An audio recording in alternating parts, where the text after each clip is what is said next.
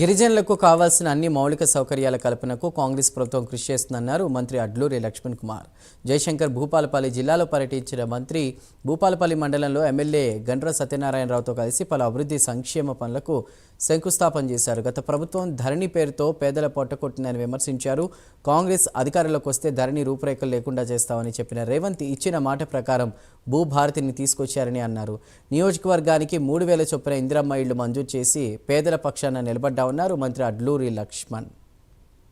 భాగంగా మరి అదనంగా ఇంకో 6 కోట్ల పైచిలకు రోడ్లు కావాలంటుడు. నేను అన్నకు ఒక విషయం మనవి చేయదలుచుకున్నా, గౌరవ కలెక్టర్ గారు కూడా చెప్పదలుచుకున్నా.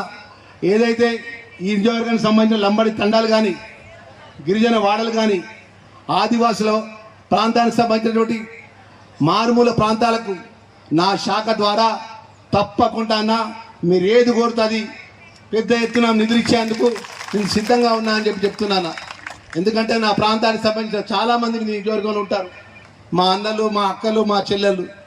ఇంత గొప్పగా ఉన్న నియోజకవర్గంలో శాసనసభ్యుడిగా ఈ ప్రజలతో ఎన్నుకోబడ్డ నాయకుడిగా నా శాఖ ద్వారా పెద్ద